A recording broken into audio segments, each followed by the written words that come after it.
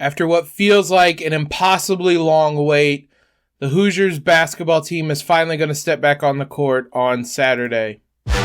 You are Locked On Hoosiers, your daily podcast on the Indiana Hoosiers.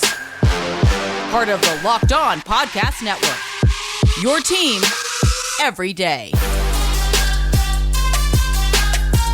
What is up, everybody? It is Friday, October 28th. This is Locked On Hoosiers, your one and only daily one-stop shop for everything IU athletics. I'm your host, as always, Jacob Rude. Want to thank you guys for making us your first listen every single day. Today's episode is brought to you by Underdog. Sign up on underdogfantasy.com with the promo code LOCKEDON and get your first deposit doubled up to $100. Feels like we had to wait forever for this, but IU is finally stepping back on the basketball court on Saturday. Now, it is an exhibition, a glorified scrimmage, only in the sense that it is being taped, but it's still something. It's better than all this closed door stuff. It's better than these Hoosier Hysteria events, which aren't even really practices. It's just running up and down the floor and having a dunk contest. So it is something that we can talk about. Certainly never would we have any hot takes about a scrimmage. For those that don't know or haven't looked, IU will play Marian exhibition game 3 p.m. on Saturday, obviously at Assembly Hall. It'll be on BTN Plus. I don't know how much tickets are for an exhibition. I would think they'd be generally cheap, but with this team, tickets might just be expensive no matter what. In lieu of our kind of normal preview of past matchups, and I mean, obviously IU and Marian haven't played a whole lot. Let's talk about some things I'm excited to see. 3 specific things in general. First, I'm excited to see the 2 new freshmen, the 2 star freshmen, I should say, take the court. Jalen Hood-Schifino, Malik Reneau. Jalen Hood-Schifino specifically out there, presumably with the starters. Excited to see how he fits into that lineup, what type of dynamic he brings to that lineup that Parker Stewart didn't, because that's basically going to be presumably the only change. I'm assuming the starting lineup, given full health, is going to be Xavier Johnson, Jalen Hood-Schifino, Miller Kopp, Race Thompson, Trayce Jackson-Davis. If so, then Jalen's kind of the only new part of that. So how different does that lineup look with him versus what Parker Stewart was able to bring to the floor? And then Malik, decent chance he's the first big man off the bench, depending on what you classify Jordan Geronimo. What type of element does he bring? Because IU didn't really have kind of someone that could be a natural backup center last year. Michael Durr played that. His performances waned. He was really good in that Purdue game, but outside of that, he really struggled a lot. So can Malik play at a more consistent level throughout the season? I'm just excited to see Trayce Jackson-Davis dunk the ball again. This could be the last season we're going to get those highlight reel dunks. If IU is going to run more pick and roll, which Trayce wanted, and he spoke about that during the summer, if IU is going to do more of that, we saw some crazy lobs from Xavier to Trayce in that kind of second half or even later than that, the final couple weeks of the season. I'm excited to see how bad of a pass Xavier can throw that Trayce still catches and throws down for a dunk. Excited to see him put guys on posters. Like I said, we only have one more year of that. Presumably, Trayce could technically come back next year, but it feels like this is the final hurrah. And if so, I'm going to enjoy every single one of them this season because there is a very finite amount of them left. Then the three-point shooting. That's going to be what everybody's going to talk about well into the season. How good is this team going to be at shooting three-pointers? Because that's really going to dictate how good they're going to be this season, what their ceiling is going to be. If they want to compete for the national title, certainly, even try to establish themselves as the best team in the Big Ten, they're going to have to really learn how to shoot the ball well from three, which is not something they remotely did last season. So excited to see what that looks like after a summer of working on it. Obviously, it'll only be an exhibition. The stakes won't be quite as high, but just seeing that ball go in the hoop does a world of good for your confidence, even in an exhibition game. Never too early to start kind of building that confidence, that momentum heading into the season, because IU right away is going to have some challenges. So getting that momentum built in these games is going to be important. Most importantly, though, guys, remember, this is just a scrimmage. I'm not going to take anything really big away from this game. I wouldn't be surprised if the starting lineup looks different, or if there's a bit of experimenting going on. Maybe guys won't even play if they have little nagging injuries. I just remember, it's a scrimmage. We don't need to overreact to this. The players know it's a scrimmage. They're not going to be playing all that hard. These games don't really matter. Obviously, you don't want to lose it, and I would be stunned if IU does, but again, this is an exhibition game. There isn't a lot you can put into this one. Even then, excited to see these guys get back on the court and start what will hopefully be a really fun, special season for the IU basketball program. I haven't felt this excited about a team since probably that 2015-16 team, though I don't even know if I had this level of excitement heading into the season. It might be the Victor Oladipo, Cody Zeller team. Their second year together is the last time I felt this excited about a team heading into the season. I'm going to soak in all of the action I can. We'll talk about all the action as well. We have two more player previews to finish up for the men's basketball team. Perhaps the two most important players on the team this season, Xavier Johnson and Trayce Jackson-Davis. We'll dive into X and what to expect from him this season here in just a moment. This episode, though, is brought to you by Underdog Fantasy. I was looking at my phone earlier trying to pull up Underdog Fantasy because IU obviously has a bye week this week for college football. I didn't expect that they would have college basketball pick'em up there yet. They do not. It will eventually be available. So in lieu of the pick'em discussions, I'll also talk to you guys about their drafts, which I did one tonight for the NBA. Very simple. They have them for NFL, NBA, MLB with the World Series right now, NHL, even PGA golf. You just enter a draft, various amounts for NBA, $3, $5, $10, $15. They steadily increase. And then right away, the rest of the room fills up. I did a $3 draft with 3 people. It took a couple seconds for the room to fill up. You get a minute to look at the kind of draft board, and then you pick away. And that is your team for the night, Daily Fantasy Sports. And then you can watch the games with a little added incentive on there as well. So another reason you guys can head on over to the Underdog website, create an account, and start playing the draft mode as well. Before the pick'ems become available for football and basketball next week. It's easy to play. It's available in over 30 states. The pick'ems are, a little secret, it's not available in Indiana. Don't tell them I said that. But the drafts are. As I said, I did play one tonight. So it's one of the easiest fantasy games, or one of the easiest to play fantasy games out there, and you can win cold hard cash in a single game. So sign up with the promo code LOCKEDON, one word, and Underdog will double your first deposit. So if you deposit $100, you get $100 for free. Go to UnderdogFantasy.com or find the Underdog Fantasy app in the App Store or Google Play Store. That's Underdog Fantasy, promo code LOCKEDON. Get in on the college football pick'em action today. Big thanks to you guys for making Locked On Hoosiers your first listen today. For your second listen, check out Locked On Sports Today. From the games that matter the most to the biggest stories in sports, go beyond the scoreboard and behind the scenes with local experts and insights only Locked On can provide. Locked On Sports Today, available on this app, YouTube, and wherever you get podcasts.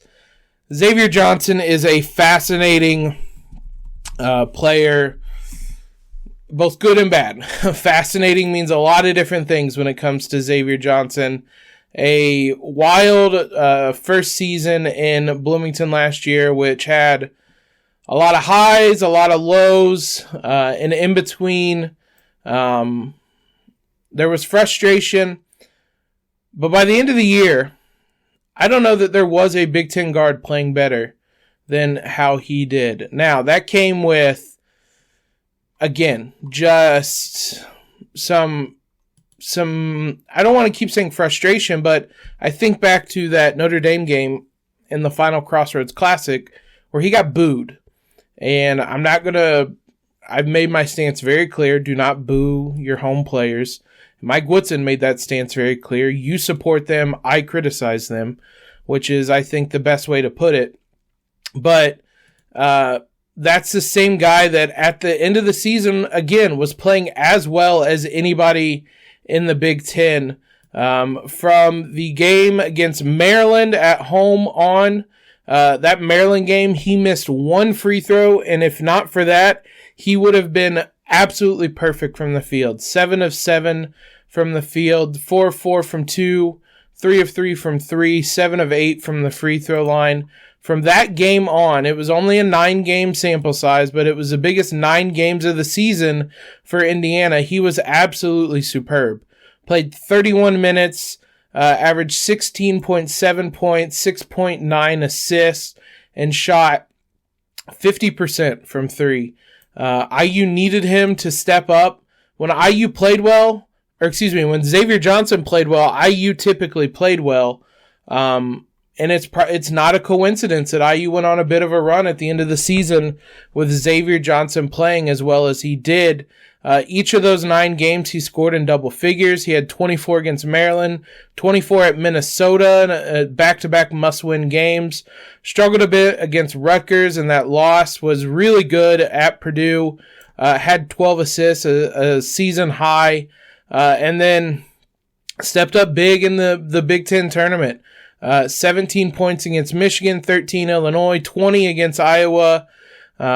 And then he did struggle a bit once the NCAA tournament started, but he was as important a player as Indiana had not named Trayce Jackson-Davis last season, and really determined how good IU was going to be on a night-to-night basis based on how he played. The key for him this season, I feel like we've said this about a number of guys, finding consistency. There can't be the highs and lows. There can't be the games where you're shooting perfect from the field and the games where you're getting booed by fans. If IU wants to be a national title contender, they need a much higher baseline from Xavier Johnson. So being a consistent threat and a consistent option offensively is of the utmost importance for him this season.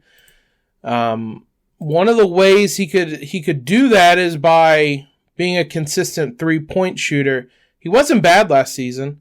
Honestly, he might have been IU's best 3-point shooter by the end of the season, which as much an indictment on IU's 3-point shooting than anything, because he shot 38.3% on 2.8 attempts per game. Parker Stewart shot 39%, but by the end of the season was struggling so much that it didn't really feel like 39%. Now, also, as I said, over the final 9 games, Xavier Johnson shot 50% from 3. And still, just to give you a sense, he shot 50% over the final 9 games. He shot 36% in conference play last year. That gives you a sense of how hot and cold he ran last season. So finding a consistent 3-point shot with that funky jumper, it's going to be tough because of just how much variance there's going to be in his jumper, but being a consistent knockdown shooter gives you a certain baseline. It seemed like the playing in the pick and roll really benefited him, accentuated his strengths, which is another reason why I think IU should go to it a lot. Him and Jalen Hood-Schifino will be really good in the pick and roll this year if that is what IU decides to kind of make the base of its offense. For a good chunk of last season, the base of its offense was Trayce Jackson-Davis post-ups. Defenses adjusted. It took IU a while to adjust back with this pick-and-roll game, but they played really, really well when it happened. So I think doing more of that might really help Xavier Johnson. And if it does, we saw last year, as good as he plays, when he plays really well, IU played really well. He was kind of the engine, the motor of this team. And I think there'll be enough pieces around him where they may not rely on him quite as much this season. But still, if he plays well, IU is going to play well this season. So he's going to be a very important part of this team, as any starting point guard would be. If he can avoid that high variance between his good games and his bad games and give IU a constant baseline of what to expect, the Hoosiers could be off and running, because that was one of the biggest issues IU had throughout last season was its guard play. We talked about it a lot, and there were times I called for the benching of Xavier Johnson, but by season's end, he was, like I said, nobody was playing better than him out of guards in the Big Ten. He was absolutely phenomenal and was huge when IU needed him to be. IU needs him all season long to be huge. Hopefully he'll be able to answer that bell again. We saved the best for last when it comes to previews. Obviously, Trayce Jackson-Davis is left. What's left to accomplish for him on his kind of individual accolades, and what is there to look forward to this season? We'll talk about all of that here in just a moment. It's hard to really do a preview of Trayce Jackson-Davis because we've talked about him nonstop throughout the offseason, throughout the preseason. With a lot of these guys, it's the first time we mention them by name. With Trayce, we spent the immediate aftermath of the season dissecting his game. We spent the preseason talking about all the accolades he's going to get. So there isn't a lot left to preview. The biggest thing, obviously, with him individually is going to be that three-point shot. Is he interested in shooting it? Is Mike Woodson going to make him shoot it? I don't want to say allow him to shoot it, because I definitely think he has the freedom to do it. We saw back in the spring when Trayce was working out in LA, there was a lot of three-point shots being hoisted up. Is that indicative of what he's looking to do this season? If he really wants to make it to the NBA and that's his ultimate goal, he's going to have to shoot more. Like he only shot 3 times from 3 last year. I don't even remember the 3 attempts. They came, one of them against Northern Illinois in the second game of the year, one at Penn State, and one at Michigan State. And that is it. He's going to have to average near 3 attempts a game if he wants to really showcase the NBA teams what his shot looks like. That's obviously not going to make or break the Hoosiers' chances. That's more important to his NBA chances. Now, having Trayce be able to stretch out to the three-point line with pick and pop opportunities, with spacing the floor opportunities, would be vital, would be absolutely huge. Until he does it, though, it's hard to really anticipate it. We're talking about a guy that took 3 3-pointers last season. There's just certain guys where it's just not something that they're comfortable with doing in a game. We'll see if that's the case with Trayce this year. Again, I know we've heard about it. We've seen workout video of it. Doing it in an actual game is an entirely different thing. If you look to, I don't want to necessarily compare the two, but look at Ben Simmons. You see workout footage. You see him playing pickup ball and just hoisting threes. With him, I think it's more of a confidence issue, but you can see how doing something in pickup games with buddies versus doing something in actual games are two vastly different concepts. So is Trayce going to be able to take that, translate that to his game? I'm also interested to see if kind of that rim protection and defense was real and sustainable last season. Was it just a flash in the pan, or is this something he's going to excel at? Because if he continues defensively performing as he did last season, he warranted Defensive Player of the Year for the Big Ten honors, and 2.3 blocks per game. He was really good on that side of the ball. He had a very specific role, and he would, to some degree, chase those blocks. But when you're blocking them as often as he was, you can, that's fine. It takes some adjusting on the defensive end to make sure his man's accounted for on those block attempts. But is that something that's real? Is that something that is sustainable? Because if IU wants to maintain being a great defensive team, having him as a rim protector is vital to that. Avoiding foul trouble is something I jotted down. It didn't happen often. He only averaged 1.9 fouls per game, but it felt like when he did get in foul trouble, it was in really important moments. The game against Purdue jumps to mind. He struggled at times with fouls against, I believe he was in foul trouble against Illinois, against Kofi Cockburn in their regular season game. I could have that wrong. It only lists him as with 3 fouls. I don't know if a couple of those were in the first half, but just IU needs him to be on the court. They have more talent this year that perhaps they can survive without him. I know they technically did against Purdue in that game I mentioned. They needed Rob Finney to have the game of his life, but they still did it. They need him on the court, though. So staying on the court, those last 2 points are kind of contradictory, though. Can you be a rim protector, a defensive force that also stays out of foul trouble? It's a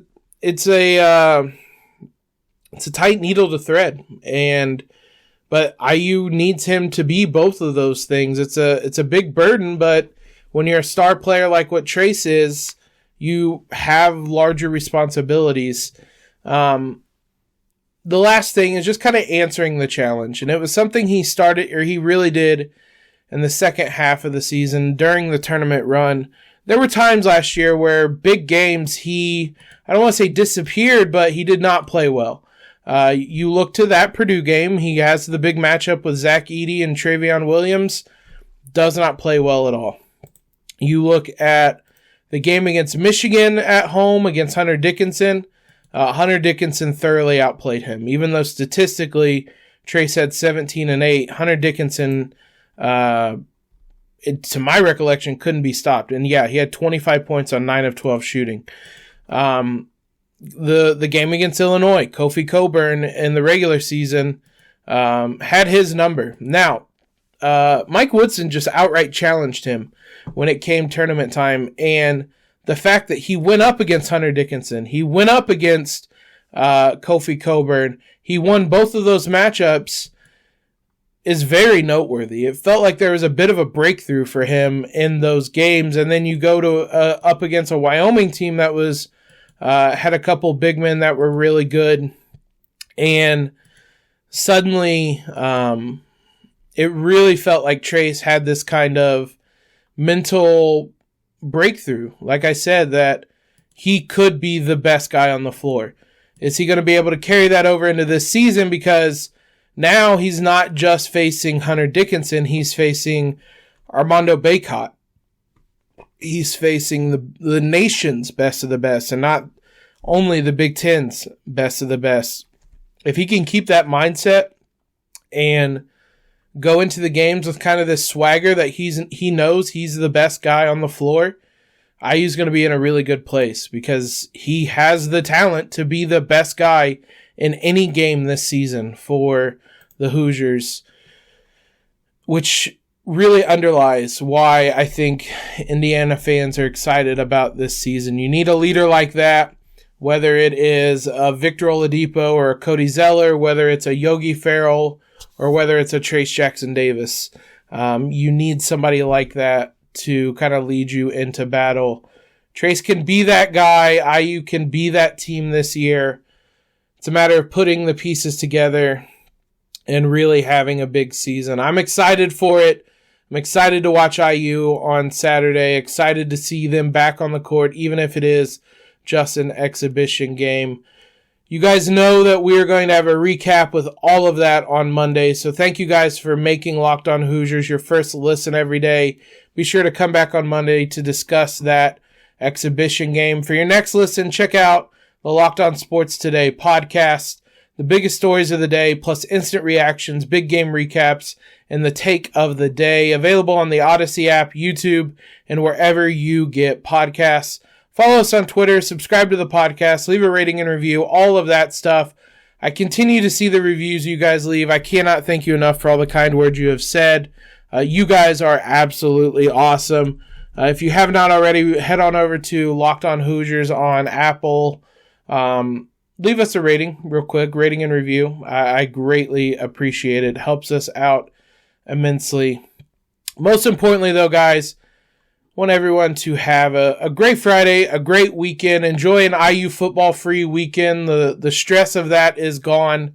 Take in that IU basketball game and enjoy the start of something that should be pretty special this season.